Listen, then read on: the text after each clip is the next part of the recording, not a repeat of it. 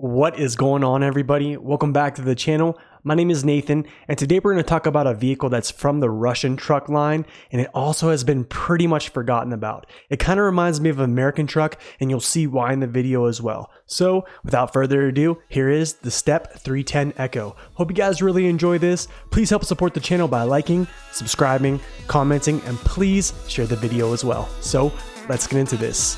Roll the tape. Okay. School's cool, but I always break rules. Aiming my teacher like, yeah, I got the flu. It's the truth, Miss Connor. You know I never tell a lie. Meanwhile, I'm outside playing beautiful. The ZIL-131 is a Russian truck designed for general cargo use for the Soviet Army. The 131 had multiple model variants depending on the Army's needs. The vehicle was in production at the Amur truck plant with gasoline and diesel engines until 2012 when the company filed for bankruptcy. In-game, that military truck is the Step 310 Echo. While it's not the most popular truck in-game, it does have the capability to be a workhorse truck with stability, power, and other features. Being small for an off-road class vehicle, it seems to be forgotten and overshadowed by its bigger brothers.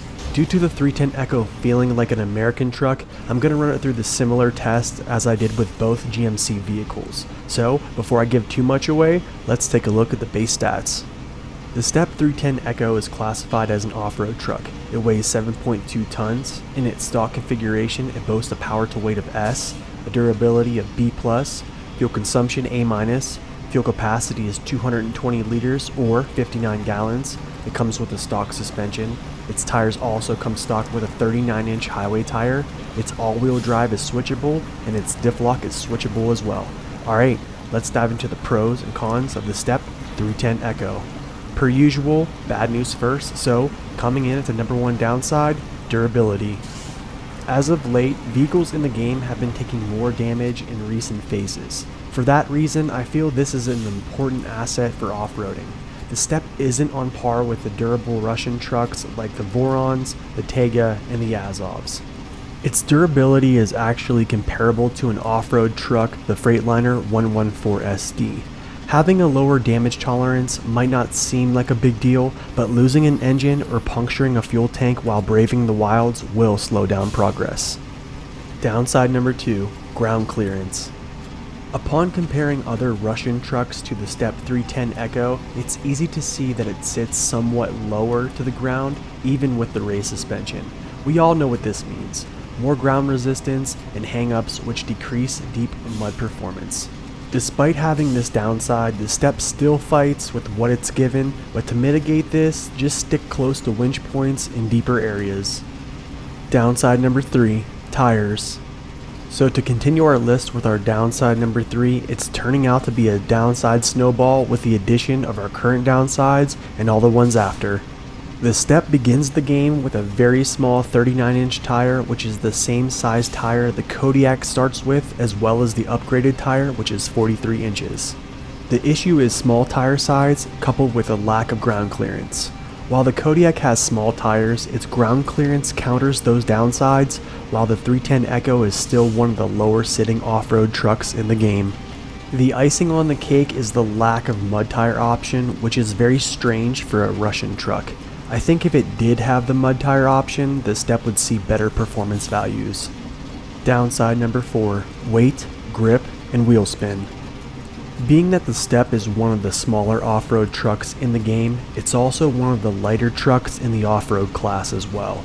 Weighing a half-ton less than the KRS Bandit while having similar engine options, smaller tires, and no mud tire option shows clearly that it's going to have some issues.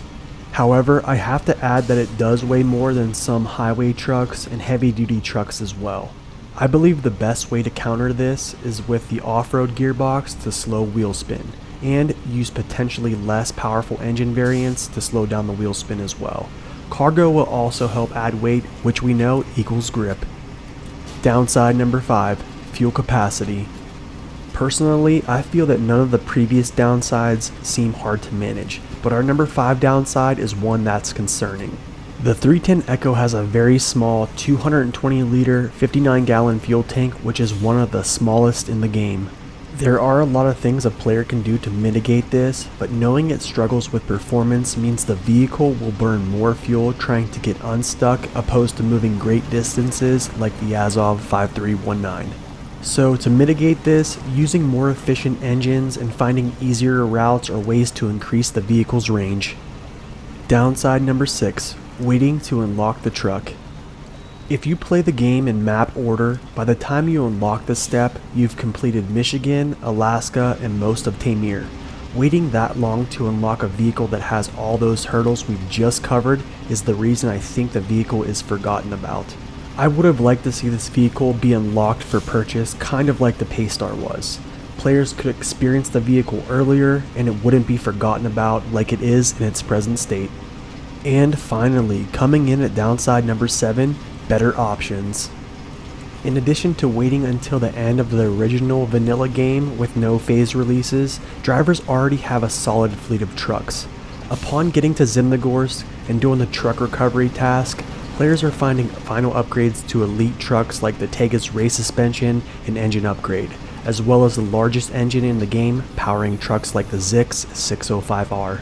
I also need to mention that the final engine upgrade of the Azov 64131 is found in Zimnegorsk as well.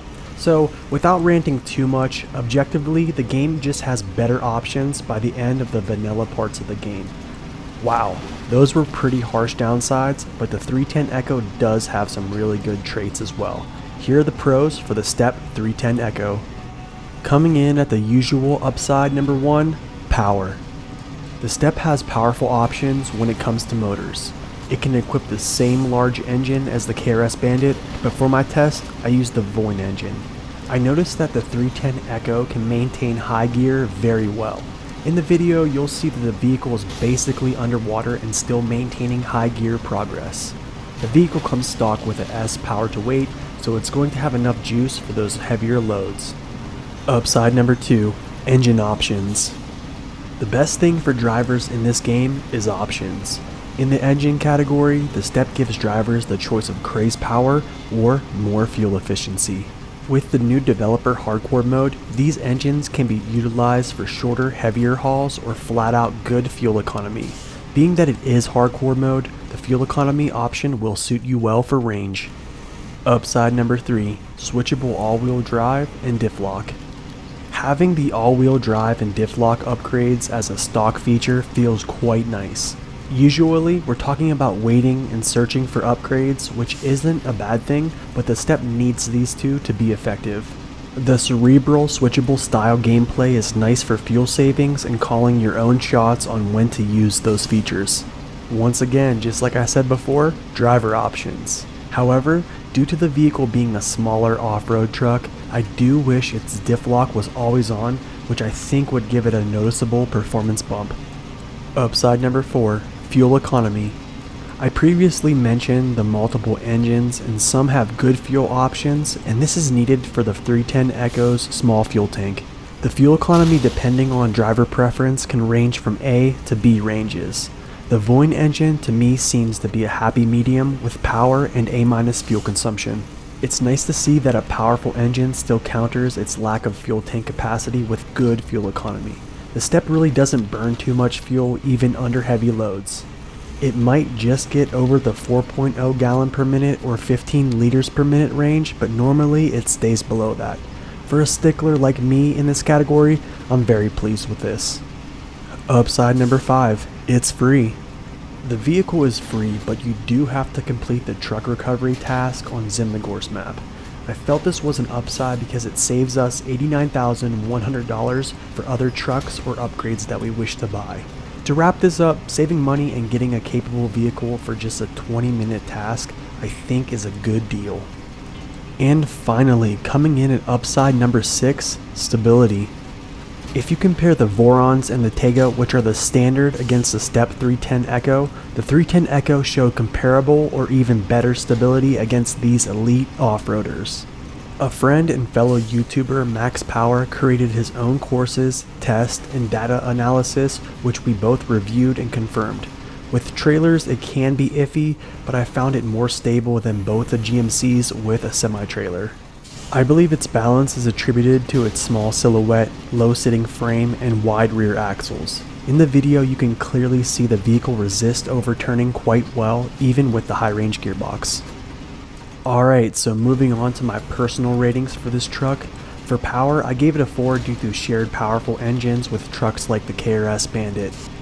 For terrain navigation, a rating of 2. It's a small, low-sitting truck that creates ground resistance, slowing its progress through tough areas. Due to the vehicle being found so late in the game, we already know how to play the game, so I think a 3 is fair. If it had better performance, it would merit a higher rating for sure. For aesthetics, it reminds me of a mini Tayga and I like the way it looks, so a rating of 4 here.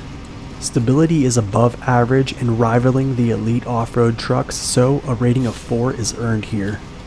Due to good fuel economy but severely lacking in the fuel capacity department, I felt a 3 was a very generous score. The 310 Echo can basically equip most add-ons in the game and can handle most tasks you ask it to, so I think a rating of 5 is a good score.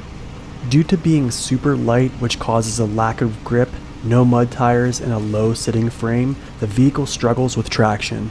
So in conclusion, the Step 310 Echo is one of SnowRunner's most forgotten trucks due to the things we discussed throughout the video. It's a powerful, stable truck, yet it lacks durability, range, weight, and mud tires. For an off-road class truck, it's quite small compared to the elite trucks, which doesn't help its cause in deep areas. I feel it's more comparable to the GMC MH9500 and the Brigadier and some other American trucks based on its tests, tire height, and lack of mud tires. Personally, I enjoy playing the Step, and the whole time while testing, I was cheering it on because I just love the underdogs. I'm very pleased with the stability and the fuel efficiency as well because I just value those two aspects greatly. The vehicle feels like the Tayga's little forgotten brother, but due to its struggles and being found so late in the game, drivers just can't justify using a smaller, less capable version of the Tayga, which is the standard of what off-road trucks are compared against. Regardless, if you can justify using both GMCs or some of the American heavy-duty trucks, the Step can do the job just like they can. Try it out and let me know what you think. I hope this review gave you a fresh new perspective of the Step 310 Echo. Please smash the like button.